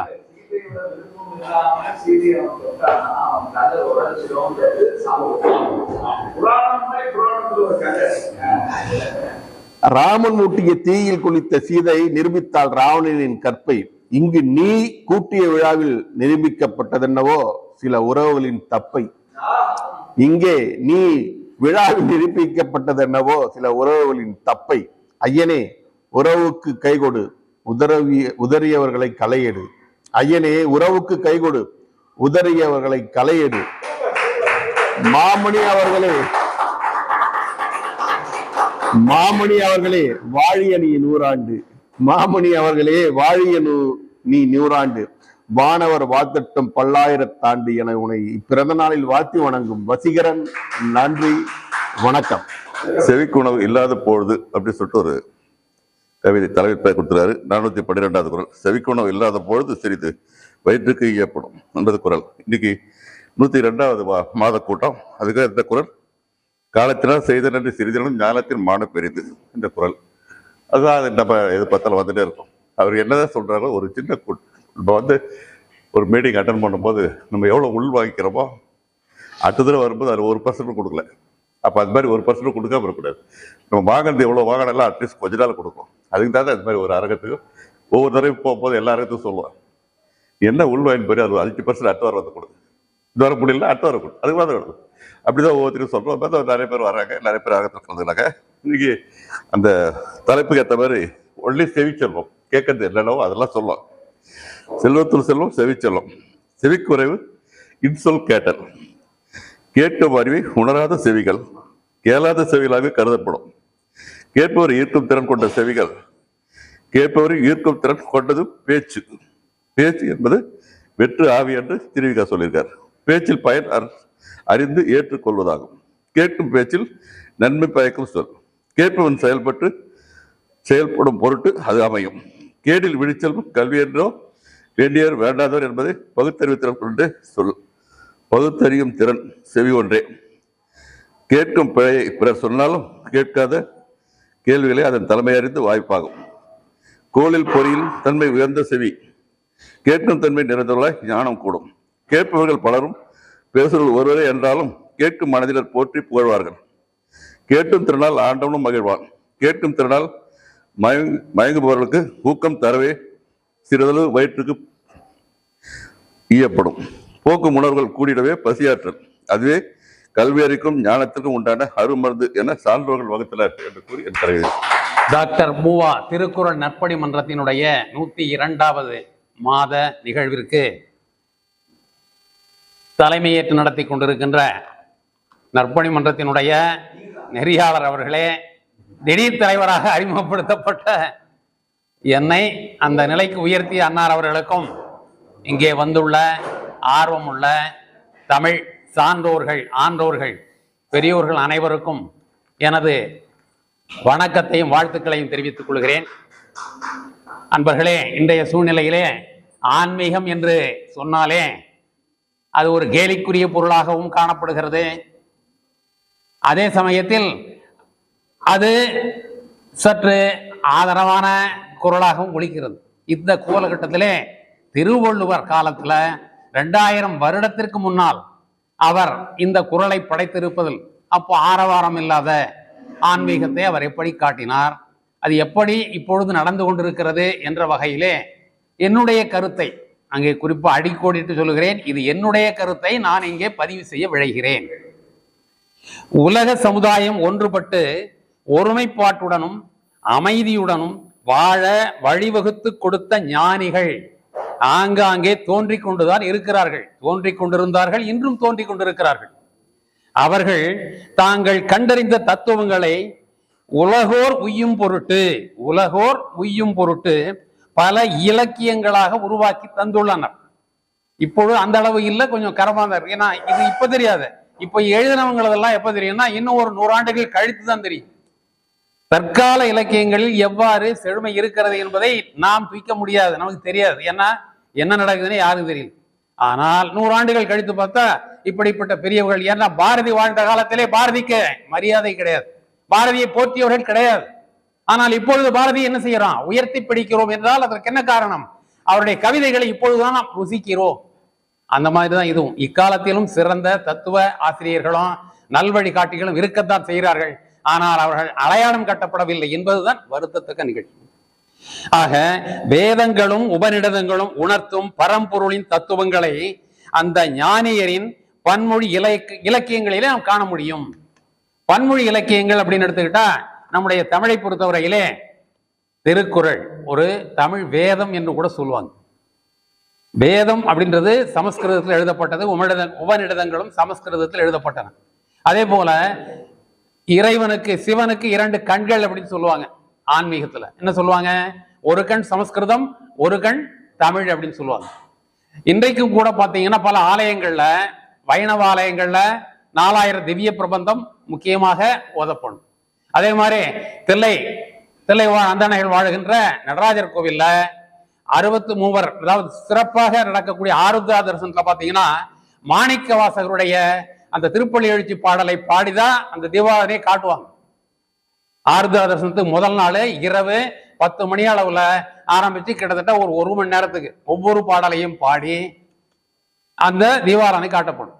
அந்த மாதிரி பல்வேறு சமய குறவர்கள் 63 நாயன்மார்களும் சமய குறவர்கள் 4 சரி, வைணவ பெரியார்கள் 12 ஆழ்வார்களும் சரி, இவர்கள் இந்த மாதிரி எல்லாமே. அடுத்தது திருமூலர் எழுதிய திருமந்திரமானாலும் சரி, அருணகிரிநாதர் படைத்த திருப்புகழானாலும் சரி, பாரதியார் படைத்த அவருடைய கவிதைகள், இவை எல்லாமே வேதங்கள் உபநிடத்துக்கள் இவற்றினுடைய கருத்துக்களை உள்ளடக்கியவை அப்படின்னு ஒரு சார சொல்றாங்க. அப்போ அந்த கருத்துக்கள் என்ன இருக்கிறதோ அதே கருத்துக்கள் இங்கே இருக்கின்றன அப்படின்னு நம்ம எடுத்துக்கலாம். அப்ப என்ன அர்த்தம்? மக்களிலே இந்த ஞானிகளாக வாழ்பவர்கள் வாழ்க்கைக்கு எப்படிப்பட்ட உணர்வுகள் தேவை, மக்கள் எவ்வாறு வாழ வேண்டும், மக்கள் ஒற்றுமையோடு வாழ வேண்டும், மக்கள் நீதி நெறியோடு வாழ வேண்டும், மக்கள் மனிதநேயத்தோடு வாழ வேண்டும் என்பதைத்தான் அவர்கள் பல்வேறு கருத்துக்களின் மூலம் தெரிவித்திருக்கிறார். திருக்குறள் அந்த வகையில் தான் 2000 ஆண்டுகளுக்கு முன்னே படைக்கப்பட்டதாக இருந்தாலும் இன்றும் அதில் உள்ள வார்த்தைகள் ஒவ்வொன்றும் அனைவரும் பின்பற்ற வேண்டிய ஒரு ஒழுக்க நெறியாக ஒரு காவியமாக இருக்கிறது. அதை நாம் நன்றாக உணர்கிறோம். அப்படிப்பட்ட குறள்ல ஒரு சிலவற்றை இங்கே சுட்டி காட்டி இன்றைய நிலைக்கும் அதனை எடுத்து செல்ல விளைகிறேன். பொறிவாயில் ஐந்தவித்தான் பொய் தீர் ஒழுக்க நெறி நின்றார் நீடூடி வாழ்வார். ஐம்பொறிகளால் உண்டாகின்ற ஆசைகளை நீக்கி ஒழுக்கமுடன் இறைவனின் புகழையும் போற்றுபவர்கள் நிலை பெற்று வாழ்வார்கள். அப்ப என்ன சொல்றாங்க? ஐம்பொறிகள் என்னென்ன? மெய்வாய் கண்மூக்கு செவி, இதுதான் ஆசைக்கே காரணம். இந்த 5 பொறிகளையும் பொறுத்தான் அடக்கி வாழ்ந்து விட்டான். ஆனால் புத்தர் என்ன சொன்னாரு? நம்ம படிச்சிருப்போம் 5வது 6வதுல முதல் வார்த்தை என்ன? ஆசையே அழிவிற்கு காரணம். ஆகவே ஆசையை அறவே ஒழிக்க வேண்டும். இதுதான் புத்தர் சொன்னது. அப்ப புத்தர் எப்ப சொன்னாரு? ஏறத்தாழ கிமு 600 புத்தர் சொன்னார். புத்த மதம் சமண மதம் ஏறக்குறைய கிமு 600ங்கிறாங்க. அப்ப அந்த காலகட்டத்துல புத்தர் சொன்னது. அதற்கு பிறகு வந்து வள்ளுவரும் சொல்றாரு. என்ன சொல்றாரு? ஐம்பொறிகளை அடக்கி வாழ கற்றுக்கொள்ள வேண்டும் மனிதன். இது எக்காலத்துக்கும் பொருத்தமானது, இன்றைக்கும் பொருத்தமானதுதான், 1000 ஆண்டுகளுக்கு முன்னரும் பொருத்தமானதுதான். ஆக இந்த வகையில பார்க்கும்போது நாம் ஏற்கனவே சுட்டிக்காட்டபடி நம்முடைய சமய குறவர்கள் என்ன செய்தாங்க? மக்களுக்கு நல்வழிப்படுத்துவதற்காக பல பாடல்களை பாடியிருக்காங்க. அவை நம்முடைய மெய்யை உருக்கக்கூடிய பாடல்கள். திருவாசகத்திற்கு உருகார், ஒரு வாசகத்திற்கும் உருவார் அப்படின்னு சொல்லுவாங்க. அவ்வளவு அருமையான பாடல்கள். இசையோடு தேவார பண்ணை பாடிய அப்பர், சுந்தரர், மாணிக்க வாசக, திருஞான சம்பந்தர்ல அப்பரை முதலில் வைத்திருக்கிறார்கள் 4 குறவர்ல. அப்போ அப்பர் அப்படிப்பட்ட மிகச்சிறந்த பாடல்களை பாடியிருக்கிறார். அவற்றை இசையோடு பாடும் பொழுது அந்த மெய் சிலிர்க்கும் அப்படிங்கிறாங்க. தேவார பாடல்களே தேவாரம் முற்றோதல் அப்படின்னு கூட இருக்கு.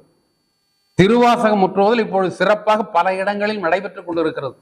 இவையெல்லாம் அந்த இசை பண்ணோடு முறையாக பாடும் பொழுது உங்களுக்கு மெய் சிலிர்க்கும், அந்த ஆத்ம ஞானம் ஏற்படும், ஆன்மீகத்திலே உங்களுடைய உள்ளம் உறையும். இந்த ஆன்மீகத்திலே ஏன் இந்த உள்ளம் உறைய வேண்டும் அப்படின்னு சொன்னாக்க, இந்த நாட்டில் நம்மை கெடுப்பதற்கு பல்வேறு காரணிகள் இருக்கின்றன. ஐயா சொன்னார் இல்லையா, அந்த மாதிரி எல்லா கெட்டதும் இருக்குது. இப்ப கொட்டி கிடக்கின்றன எல்லாம், இந்த கையடக்கத்திலே இருக்கு எல்லாம்.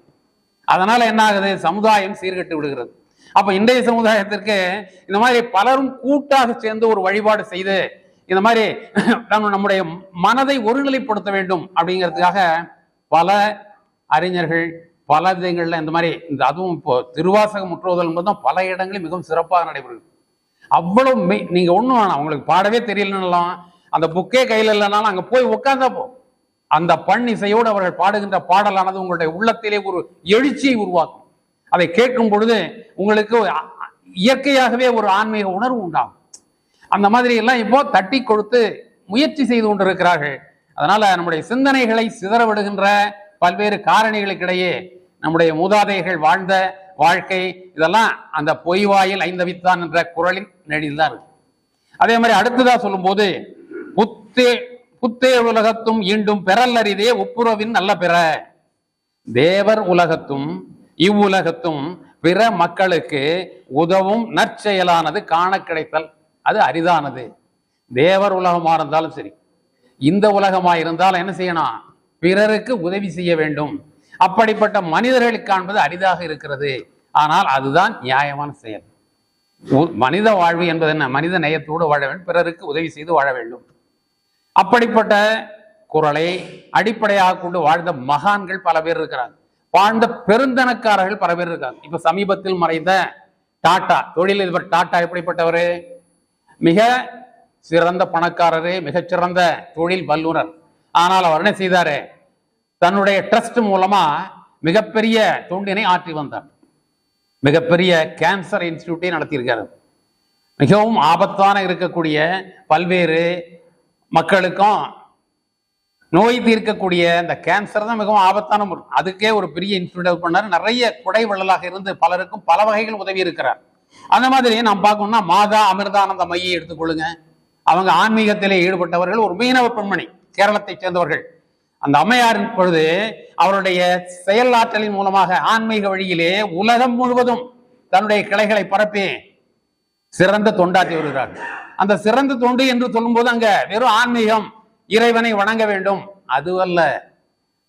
அறிஞர்கள் சொல்லுவதுன்னா, இறைவனை வணங்க வேண்டும் என்றால் நீ உன்னோடு இருக்கின்ற மனிதனை முதல்ல நினைக்கணும். இந்த மனிதனுக்கு என்ன உதவி செய்கிறாயோ அந்த உதவி தான் அந்த இறைவனுக்கு போய் சேருங்கிறான். மனிதனை மனிதனாக நினைத்து அவனுடைய ஆபத்து காலத்திலே உனக்கு உதவி செய்து வாழ்ந்தாயானால் அதுவே நீ இறைவனை வணங்கியதற்கு சமங்கிற. அந்த மாதிரிதான் மாதா அமிர்தானம் என்ன செய்யறாங்க? நிறைய நிறுவனங்கள், கல்வி நிறுவனங்கள், நிறைய மிகச்சிறந்த நிறுவனங்களை நடத்தி கொண்டிருக்கிறார்கள் இந்த பெண்மணி. அதே மாதிரி தொண்டு, நிறைய மருத்துவமனைகளை கட்டி ஏழை பாழைகளுக்கு, நிறைய இந்த ஆப்பிரிக்க நாடுகள்லாம் கூட அவருடைய மருத்துவமனைகள் இருக்கின்றன. அந்த மாதிரி உலகம் முழுவதும் அந்த தொண்டு நடைபெற்றுக் கொண்டிருக்கிறது. அந்த வகையில நம்முடைய பங்காரடிகளார் எடுத்து, ஆதிபராசக்தி பங்காரடிகளார் இருக்கிறார் இல்லையா, அவர் என்ன மாதிரி தான் நானு. அவர் அந்த அருள் பெறும்போதெல்லாம் அவங்க ஊருக்கு பக்கத்திலேயே தான் ஆசிரியரார். வந்தவாசி கருகாமையில் நான் பணிபுரிந்து அவர் மேல்மருவத்தூர், அங்கே 20 கிலோமீட்டர் இல்லை. அப்போ நான் பணியில் போயிட்டு வரும்போது சொல்லுவாங்க, இந்த மாதிரி இங்கே யாரோ ஒரு வாத்தியாராம் இன்னும் வேப்பமரத்தடியில் போய் உட்கார்றாராம், திடீர்னு அவர் இன்னும் ஒரு மாதிரி மருள் வந்த மாதிரி இது பண்ணுறாராம், என்னன்னு தெரில, எல்லாரும் அங்கே போகிறாங்க, குறி கேட்குறாங்க அப்படின்னு சொல்லி அரசல் புரசலாக பேசிட்டார். நான் சொல்கிறப்ப 69 அந்த வகையில் 69 70 வாக்கு. அப்போ என்னடா அது புதுசாக இருக்க, நிறைய அந்த மாதிரி குறி சொல்கிறது கிராமங்களில் உண்டு. கிராமங்களில் குறி சொல்கிறது உண்டு. அது மாதிரி படிப்படியாக அப்புறம் 1 வருஷம் 2 வருஷம் ஆச்சு, இது அப்படியே பிரபல்யமாக ஆரம்பிச்சது. அப்போ அவர் மேல் ஒரு ஈர்ப்பு உருவாகி அவருக்கு ஒரு அருள் கிடைத்தது. அந்த அருளை கொண்டு அவர் என்ன செய்தாரு? அந்த அருளை நல்வழியில் பயன்படுத்தி மக்களை தன்னுடைய, அவருக்கு குறி சொல்றாருன்னு சொன்னா அதை கேட்டு வருகின்ற மக்கள், அவருடைய நம்பிக்கைகள் பலிக்கும் போது அவர் என்ன செய்யறாங்க? அவர்களால் காணிக்கை தருகிறார்கள். இந்த காணிக்கையை வாங்கும் பொழுது என்ன செய்யறாரு? அருமையான கல்வி கூடங்களை கட்டுகிறார், அருமையான மருத்துவமனையை கட்டுகிறார், மக்களுடைய ஆன்மீக உணர்வை ஊட்டுகிறார். அப்போ ஆன்மீகம் தழைத்தெடுப்பதற்கு அந்த மனிதர் செய்த மிகப்பெரிய காரியங்கள் இருக்குது. பங்காரடிகளுடைய சேவை சாதாரணமானது. அந்த கால சூழ்நிலையை நீங்க நினைச்சு பார்க்கணும்.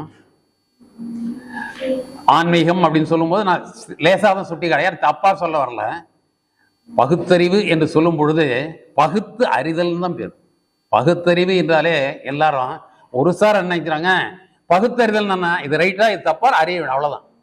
அந்த மாதிரி பகுத்தறிவு அப்படின்னு சொல்லி சில பேர் இறை வழிபாட்டையே மூட நம்பிக்கைகள் என்று எடுத்துக்கொண்டு இருந்த காலத்திலே பங்காரடிகளுடைய சேவையால ஆன்மீகத்திற்கு திரும்பிய கூட்டம் மிகப்பெரிய கூட்டம் என்பதை இங்கே நான் சுட்டி காட்ட. அவருடைய தொண்டு மக்களுக்கான தொண்டு, அதுவே மகேசனுக்கு சென்று சேர்ந்தது என்பதை நாம் புரிந்து கொள்ள வேண்டும். அந்த மாதிரி பலரும் அந்த புத்தேழுலகத்தில் ஈண்டும் செயல் பெறலறியதையே ஒப்புரவின் நல்ல பெற என்ற குரலுக்கு ஏற்ற வாழ்ந்திருக்கிறார்கள். வாழ்ந்தவர்களில் நம்முடைய காஞ்சி சங்கராச்சாரியர் இருந்தார், 96 வயசு வரைக்கும் இருந்தார். அவர் அப்படிதான் மிகவும் எளிமையானவர், காட்சிக்கு எளியர், கடுஞ்சொலர் அல்லர். அவர்கிட்ட போய் அவருடைய கண்பட்டாலே எனக்கு இந்த மாதிரி ஒரு நிம்மதியா இருக்கு அப்படின்னு எல்லா மதத்தை சேர்ந்தவர்கள் சொல்றான். பிற மதத்தை சேர்ந்தவர்கள் கூட, இஸ்லாமியர்கள் கூட போயிருக்காங்க, கிறிஸ்தவர்கள் கூட போயிருக்காங்க. அந்த மாதிரி நம்முடைய மக்கள் அனைவரும் போயிருக்காங்க. அப்படியே பார்ப்பாங்க, வருவா. அவரும் பெருசா வாயால் எதுவும் சொல்ல மாட்டார், அப்படியே கையை காட்டுவாரு.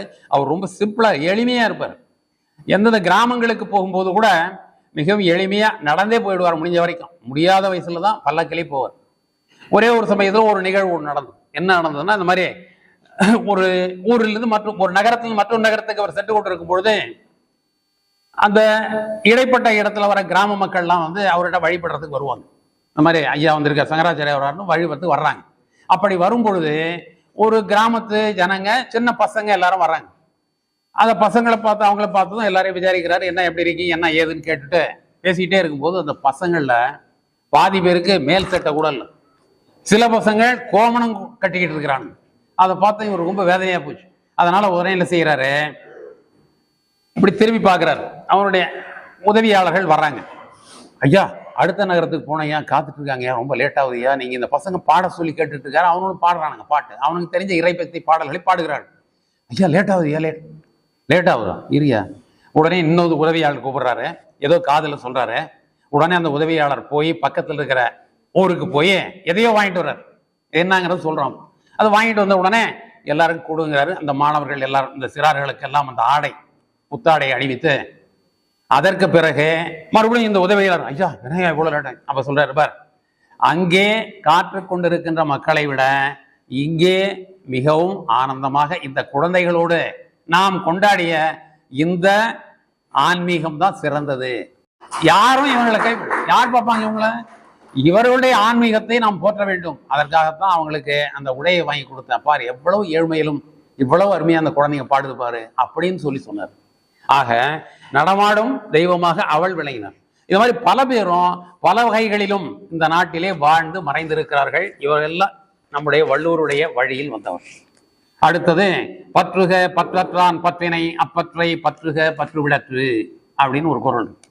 உலகத்தின் மீதான ஆசைகளை விடுவதற்கு பற்று இல்லாதவனாகிய இறைவன் மீதான பற்றை விடாதிருக்க வேண்டும். உலகத்தில் உள்ள ஆசைகளை விடணும்னா என்ன செய்யணும்? இறை பக்தி இருந்தால் தான் அது முடியலைன்னா முடியும். இறைவன் மீது பக்தியை செலுத்தினாயானால் உன்னுடைய கவனங்கள் சிதறாமல் சிந்தாமல் உனக்கு ஒரு நல்வழியை காட்டும் என்பதை வள்ளுவர் இங்க குறிப்பிடுறார். அதே மாதிரிதான் காந்தியடிகள் பாரு, மிகவும் எளிமையான ஒரு வாழ்க்கையை வாழ்ந்தார். சுதந்திர போராட்ட தலைமையேற்று நடத்தினார். என்ன செய்தாரே, நம்முடைய மதுரை மாவட்டத்திற்கு வரும்போது ஒரு விவசாயி சட்டை போடாம வெறும் வேட்டியோடு கலப்பையை தோளிலே சுழந்து கொண்டு செல்லும் பொழுது அதை பார்த்து அன்று முதல் இனி நான் மேல் சட்டை அணிய மாட்டேன் அன்னை காட்டினவர் தான். அதுக்கப்புறம் சுதந்திரம் வாங்கினதுக்கு அப்புறம் தான், அப்புறமே அப்படியே தான் இருந்தார். ஆக எளிமையான வாழ்க்கை, அது பற்று இல்லாத ஒரு வாழ்க்கை காந்தியடிகள் பதிவு செய்தார். எல்லாருக்கும் என்ன சொன்னாரு, ஆனா அவர் எப்பயும் என்ன செய்வாரு, ஹே ராம் ஹே ராம் சொல்வார். அவருக்கு அந்த பாடல் மிகவும் பிடிக்கும். அந்த ராமன் மீது மிகவும் பக்தி கொண்டவர். ராமனை போல வாழ வேண்டும் அப்படிங்கிற அனுமானுஷ்ய ராமனை வைத்துக் கொண்டு மிகவும் எளிமையான வாழ்க்கையை வாழ்ந்தார். அப்படிப்பட்ட மகான்கள் வள்ளுவர் வழி வாழ்ந்தவர்கள் என்பதை நாம் இங்கே புரிந்து கொள்ள வேண்டும். அதே மாதிரிதான் நம்ம இப்ப இந்த இடத்துல ஒரே ஒரு விஷயத்தை சொல்ல வேண்டும். ஒரு கவிஞன் ஒருவன் ஒரு திரைப்பட பாடல பாட்டு, மனிதன் மாறிவிட்டான் மதத்தில் ஏறிவிட்டான், வந்த நாள் முதல் இந்த நாள் வரை வானம் மாறவில்லை, வான்மீனும் நதியும் கடலும் சோலையும் எதுவும் மாறவில்லை, ஆனால் மனிதன் மாறிவிட்டான் மதத்தில் ஏறிவிட்டான், பறவை கண்டான் விமானம் படைத்தான், பாயும் மீன்களின் கதி படகினை கண்டான், எதிரொலி கேட்டான் வானொலி படைத்தான், எதனை கண்டான் மதங்களை படைத்தான், மனிதன் மாறிவிட்டான் மதத்தில் ஏறிவிட்டான். எப்பொழுது? சமீபத்தில் 1960 வாக்குல இருந்த கவிஞர் கண்ணதாசன் தான் நினைக்கிறேன், எனக்கு கவிஞருடைய பெயர் மறந்து விட்டது. ஆக மிகவும் அற்புதமான கவிதை, உள்ளுணர்வோடு எழுதியிருக்கிறார். எப்படிப்பட்ட வாழ்க்கையை வாழ்ந்து கொண்டிருந்த மனிதன் இப்படி வாழ்கிறானே என்ற வேதனையை வெளிப்படுத்துகின்றார். அப்படித்தான் ஆகுது இப்ப உலகத்துல பிரச்சனையே அதுதான். இப்படிப்பட்ட பிரச்சனைகள் நாம் வாழும் பொழுது, ஐயா முடிச்சலாம் ஒரு 2 நிமிஷத்துல, ஒரு 2 நிமிஷம் நிறைவுக்கு வந்துடும். ஆக மகான்கள் வள்ளுவர் வழி வாழ்ந்து நமக்கு மிகச்சிறந்த வழிகாட்டிகளாக விளங்குகின்ற இந்த சூழ்நிலையில ஒரே ஒரு சமயம் தான் முடிக்கிறதுக்கு வரோம். இன்றைய சூழ்நிலை எப்படி இருக்கிறது அப்படின்னு பார்க்கும்போது இந்த ஆர்ப்பாட்டமான உலகமா மாறி போச்சு. இதை ஒன்றும் செய்ய முடியாது. நீங்க இது பரிணாம வளர்ச்சி. 2000 ஆண்டுகள் ஆகிவிட்டன. வள்ளுவர் எழுதி.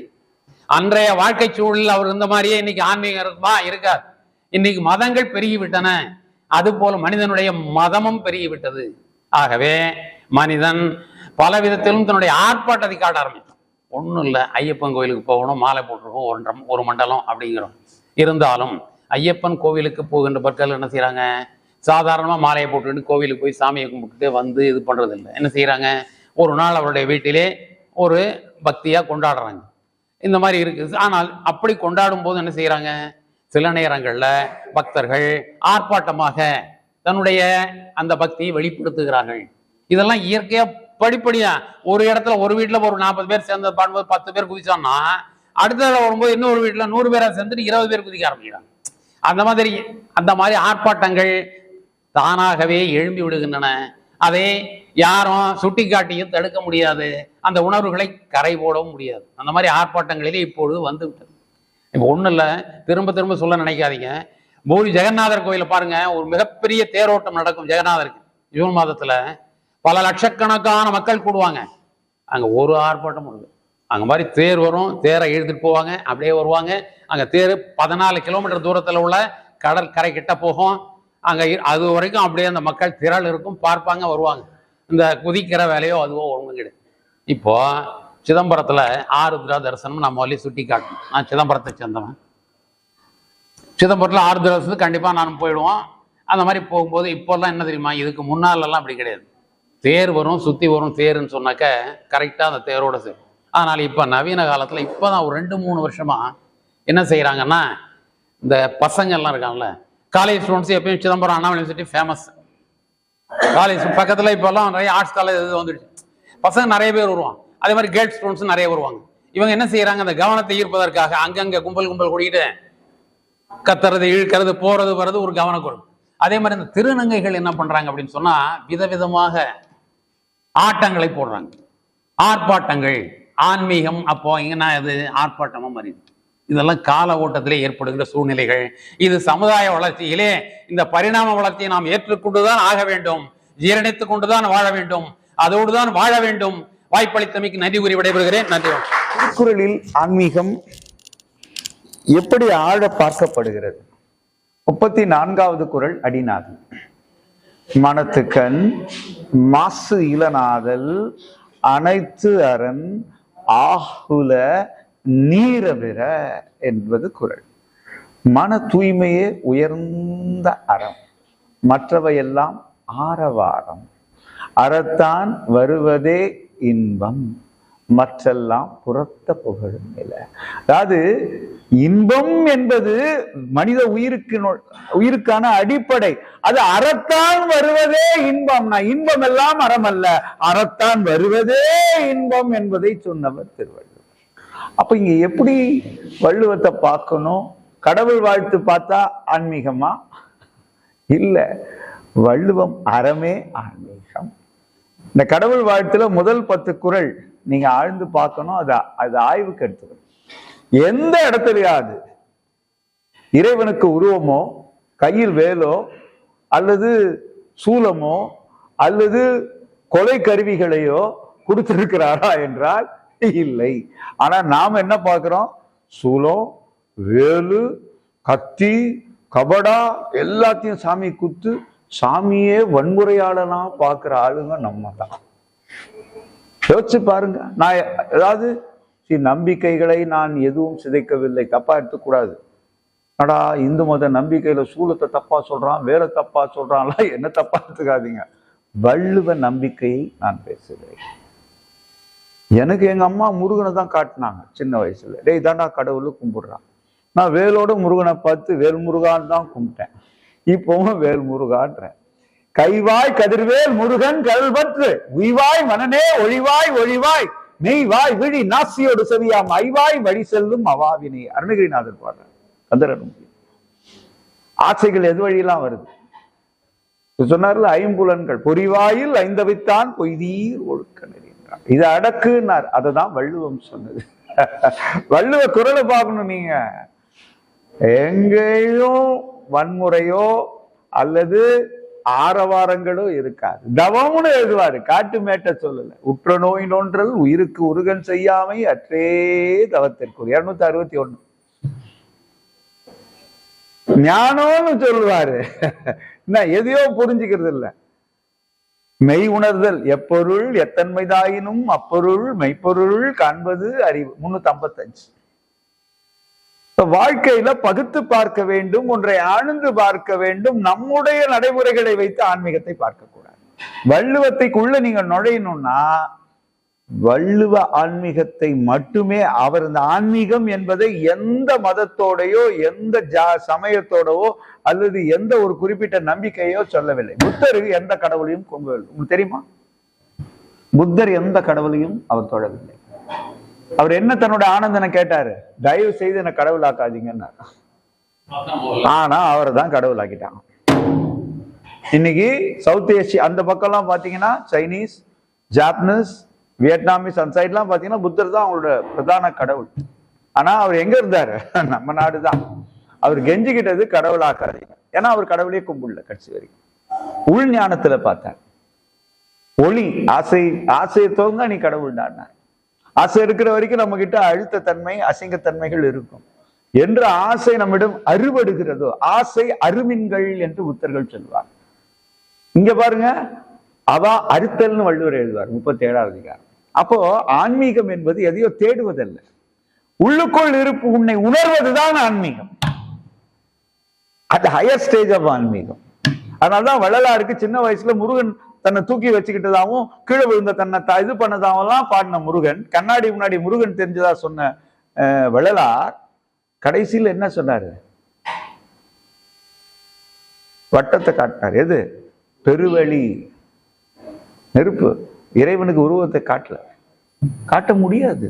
நீ யாரு உருவத்துக்கு கொடுக்கிறது? நீ யாரு இறைவனுக்கு உருவத்தை கொடுக்க? நீ யாரு? கிடையாது. உன்னாலெல்லாம் டிசைன் பண்ண முடியாது கடவுள். He is beyond your things. நீ ஒரு சும்மா அறிவை வச்சுட்டு பேசுற, ஏதோ படிச்சது வச்சுட்டு பேசுற, ஏதோ அறகுறையா கேட்டது வச்சுட்டு பேசுற, நீயா புரிஞ்சுக்கணும் உன் அறிவாளின்னு பேசுற. இதெல்லாம் உணர்ந்தவர் தான் திருவள்ளுவர். அதனாலதான் அவர் ஆன்மீகம்னா அது உள்ளெல்லாம் போல இறைவனுடைய பண்புகளையே சொன்னார். அகர முதல எழுத்தெல்லாம் ஆதி பகவன் முதன்மை பண்பினன்.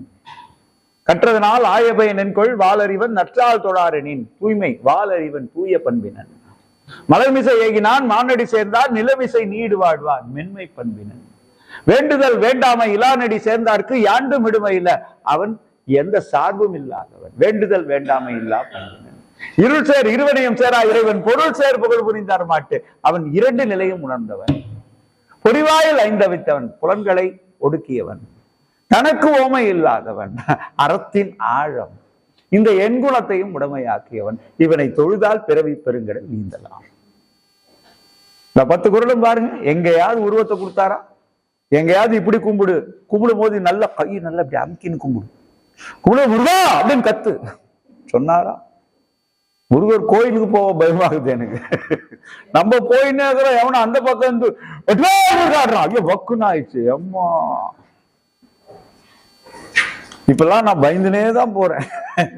நான் ரெகுலரா சனிக்கிழமைனா வடபழனி முருகர் போயிட்டு, எனக்கு வீட்டு பக்கம் ஈஸியா போயிடுவேன். சனிக்கிழமை எல்லாரும் சனிக்கிழமை பெருமாளை கும்பிடுவாங்க. நான் சனிக்கிழமை முருகரை பார்க்க போறேன். எப்போ? சின்ன வயசுல இருந்தே அது என்னோட பழக்கம். அது ஒரு ஏதோ ஒரு மன நம்பிக்கைகள் தான். இதெல்லாம் நான் செய்யறதால சரின்னு ஆகாது. இது ஒரு நம்பிக்கை. நான் எனக்கு ஒண்ணு ஒத்துக்குதுன்னா அது என்னோடது, அவ்வளவுதான். இதை போய் நான் இன்னொருத்தருக்கு திணிக்க கூடாது. ஆனால் தான் ஜெட்டு கிருஷ்ணமூர்த்தி எழுதினார், don't be a guru to anyone, let them be independent, let them have their own will. Awareness is everything in the world. விழிப்புணர்வு தான் வாழ்க்கை. நீ யாருக்கும் குருவா மாறாத. You become a guru, then you are spoiling their identities. ஒவ்வொருத்தரும் தன்னை உணர்றது. அதனாலதான் வள்ளுவர் இதே எழுதினார், தன்னுயிர் தான் அற பெற்றானே ஏழே மண்ணுயிர் எல்லாம் தொழும். 268வது குறள் 27வது. தன்னை முழுமையாக அறியப்பட்டவனே உலகம் தொழும். அது அறியப்படுறது அவ்வளவு ஈஸி இல்லை. நம்ம பேசலாம் வாய்க்கழிய, அன்பா இருங்க, இரு, விட்டு கொடுங்க, விட்டு கொடு, எல்லார்கிட்டயும் பண்பா பழகு, கோபத்தை விடு, விடு, எல்லாம் பேசலாம். பட் we cannot unless நம்ம கிட்ட அந்த உண்மையான ஞானம் வரும். அது வரும்போது நம்ம கர்வம் இருக்காது, திமிர் இருக்காது, நான் சொல்லிட்டேன்ற ஆணவம் நமக்கு வராது, நான் தான் எல்லான்ற எண்ணமும் இருக்காது. அதுதான் ஆன்மீகம். இது எண்ணங்களால வருதா செயலால வருதான்னா எண்ணங்கள் வித்து, செயல் அதை தொடர்ந்து வரக்கூடிய. எண்ணம் நல்லா இருந்ததுன்னா செயல் ஆகும். அப்ப அந்த எண்ணம் தான் வாழ்க்கை. அந்த எண்ணத்துல நம்ம உயர்றது தான் ஆன்மீகம். அந்த ஆன்மீகத்தை தான் வள்ளுவம் ஆழச் சொல்லி இருக்கிறார். இப்போ இவர் சொன்ன இன்சிடென்சஸ், பங்காரு அடிகளாரோ இல்லை இவங்களோ இல்லை பெரிய பெரிய ஆனந்தமாயி இவங்கெல்லாம், இவர் கூட எடுத்துங்களேன், நிறைய தான் செஞ்சார் நல்லது. யார் ஒரு திருவண்ணாமலையில் இருந்தார். நாடு ஒரு நாடே உருவாக்கி வான்னு கூப்பிடுறாரு, விசா வாங்கன்னு கூப்பிடுறாரு, கோடி கோடியா வச்சுக்கிறாரு. ஆமா. எத்தனை சாமியார் இன்னொன்னு தெரியுங்களா? ஒரு ஞானிக்கு என்ன அழகுன்னு வள்ளுவம் எழுதுவார். மற்றும் தொடர்பாடி அவன் கோள் பிறப்பெருக்கள் உற்றார்க்கு உடம்பும் மிகைன்னு எழுதுவார். 345. இந்த உடம்ப கூட எக்ஸ்ட்ரான்னு எவன் நினைக்கிறானோ அவன் தான் ஞானி. ரமண மகரிஷி கடைசி வரைக்கும் அந்த கோவனை துண்டை தவிர எதையுமே உடம்புல போடல. எதுவும் ப்ராப்பர்ட்டிஸ் அது இதுன்னு எதையுமே வச்சுக்கல. இன்னைக்கு எல்லா சாமியாரும் கோடி கோடியா ப்ராப்பர்ட்டி வச்சுக்கின்னு ஊருக்கு செய்யறேன், உலகத்துக்கு செய்யறேன். இவன் ஏசியில உக்காதுன்னு நீ என்னத்துக்கு ஊருக்கு உலகத்துக்கு செய்யற? நான் கேட்குறேன், பிளேன் வச்சிருக்கிற கோடி கோடியா? இதெல்லாம் ஞானிக்கு அழகா?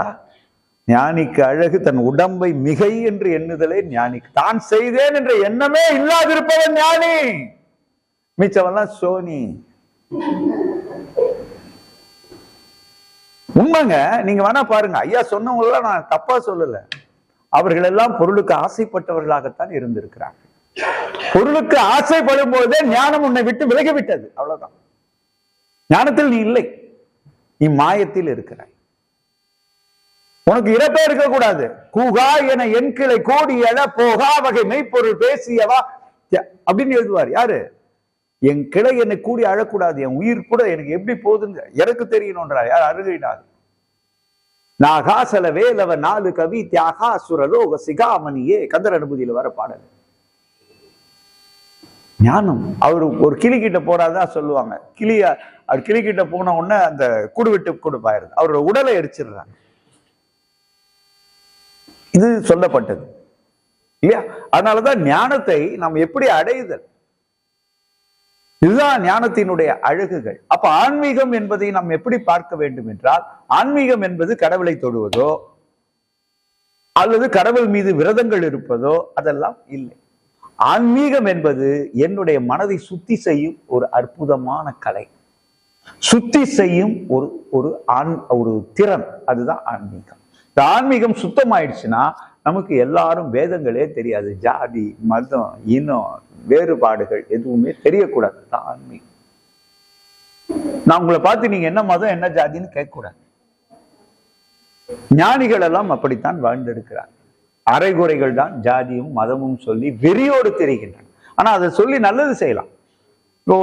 ஒரு குறிப்பிட்ட இனம், சரி அந்த இடத்துல ரொம்ப பாதிக்கப்பட்டவங்க இருக்காங்க, அதை வச்சு செய்யலாம், அது தப்பு கிடையாது. அதுவும் ஒரு ஆன்மீகம். என்ன பொறுத்தவரை அவர் சொன்னதுல ஒரு சிறப்பு. அவர்களுக்கு நன்மை செய்வதும் ஒரு ஆன்மீகம். அப்படி எடுத்துக்கிறோம். ஐயா சொன்னதுல அது ஒரு நல்ல கருத்து. ரொம்ப அவருடைய அனுபவங்கள், அதாவது அவர் பார்த்த அந்த ஞானிகள் கூட நல்ல, அதாவது ஞானிகள் அவங்களுக்கு ஒரு பேர் நம்ம கொடுக்குறோம், பட் அவங்க ஞானமான்றது நமக்கு தெரியாது. ஆனா அவர்கள் செய்திருக்கிறார்கள். ஒரு சத்ய சாய்பாபா நேற்று பிறந்த நாள், அவர் நிறைய செஞ்சிருக்காரு. எனக்கு உடன்பாடு அது நீ வச்சுக்க போ, அதை பத்தி இல்லை. அவர் செஞ்சிருக்காரு, அவருக்குன்னு ஒரு பேர் இருக்கு, அவ்வளவுதான். அது அவருடைய. ஷீரடி பாபா கையில ஒண்ணுமே கிடையாது. கடைசி அவர் நிற்கும் போது அவர் கையில இருந்து ஒரு 4 ஒண்ணுமே. அவர் பிக்ஷாந்தேகியா தான் வாழ்ந்தார். பிக்ஷாந்தேகியா இருப்பவன் ஞானி. இதுதான் நமக்கு சொல்லப்பட்ட ஞானம். இது வள்ளுவ ஞானமாகவும் இருக்கிறது. இதை நாம் அறிவோம். ஐயா அவர் அதுக்காக மெனக்கெட்டு சொல்லியிருக்கார். ஏன்னா அவருக்கு இன்னும் கொஞ்சம் அவர் சிந்திப்பாருன்றதுக்காக நான் அவருடைய பார்வைக்கு சிலவற்றை கொண்டு வந்தேன். இன்னும் ஆழமாக சிந்திக்கவும். ஏன்னா இந்த திருக்குறள் போது துறவு என்ற அதிகாரம் 35, மெய் உணர்தல் 36, 1வது அதிகாரம் 1, 35, 36, 27, 261 270, இது 351 360, அது 341 350, இது 1 10, 40 குறட்பாக்கள் நம்ம ஆழ படிச்சோம்னா அது சம்பந்தமான புத்தகங்கள் வாங்கி படிக்கணும். ஒரு கனிமரால போய் உட்காரணும். நீங்க நிறைய புத்தகங்கள் இருக்கும். அதுல நீங்க எடுத்து படிச்சு ஒரு ஆய்வு நோக்கில் பார்த்தீங்கன்னா உங்களுக்கு இன்னும் இந்த ஆன்மீகத்தை நான் அடுத்த மாதமும் ஆன்மீகம் சம்பந்தமாக ஒன்றை நாம் ஒரு தலைப்பை கொடுக்கலாம் என்று இருக்கிறோம். நல்லா அது சம்பந்தமா சிந்திக்கலாம். இன்னும் ஏன்னா தூய ஆன்மீகம் என்ன குறள்ல சொல்லப்பட்டிருக்கோம், இதை நம்ம கொண்டு போறோம். இது ஒரு முயற்சியா. அடுத்த முறை கொண்டு வரவங்க டைப்டு செட்டோட வாங்க. இல்லை என்கிட்ட சம்மந்தமா ஏதாவது டவுட்ஸ் இருந்தா கேளுங்க. நான் உங்களுக்கு எனக்கு தெரிஞ்சதை நான் சொல்றேன், ஷேர் பண்றேன். எனக்கு தெரியும் நான் சொல்ல, எனக்கு தெரிஞ்சதை சொல்றேன், நான் பகிர்ந்துக்கிறேன். இல்லை எந்த புக்கு படிக்கலாம் சம்பந்தமா நான் போடுறேன். ஏன்னா எனக்கு பக்தின்னு ஒரு தலைப்புல கொடுத்தார் மோகன்ராஜ் சார். வேலூர்ல போய் படித்தோம். படிக்கும்போது அது அவர் என்ன சொன்னாரு, அந்த நீங்கள் ரொம்ப நல்லா இருக்கு நான் போடுறேன், ஆனா ஒரு சில மாற்றங்கள் செய்யணும்னாரு. என்ன, வள்ளுவருக்கு கடவுள் நம்பிக்கை இருக்குன்றது நீங்க மாத்தணும். நான் அதை புத்தகமா கொண்டு போறேன், மாற்ற மாட்டேன். நான் சொன்னா செய்ய மாட்டீங்களான்னு. இல்லை சார் நீங்க சொன்னா செய்வேன், ஆனா அது வள்ளுவர் சொல்லலையா, அதை நான் செய்ய மாட்டேன். அப்போ வள்ளுவருக்கு நம்பிக்கை இருக்குன்னு அது எப்படி சொல்றீங்க? கடவுள் வாழ்த்து. அப்போ வள்ளுவர் பண்புகளை தானே சொல்றாரு, பண்புகளை தான் சொல்றாரு. பண்பை எப்போ சொல்ல முடியும்? உணர்ந்ததான் சொல்ல முடியும். இவர் நல்லவர்னு நான் எப்போ சொல்ல முடியும்? நான் உணர்ந்ததான் நல்லவன் சொல்ல முடியும். அப்ப அவருக்கு ஏதோ ஒரு உணர்வு நிலை இருக்கு, அதனால வள்ளுவம் பாட்டு. இல்லை நீங்க ரொம்ப முரணா பேசுறீங்கன்னாரு. இல்லை சார் எனக்கு தெரிஞ்ச அரணை தான் நான் உங்ககிட்ட சொன்னேன், அது முரணா தெரிஞ்சா அது தப்பு இல்லைன்னு.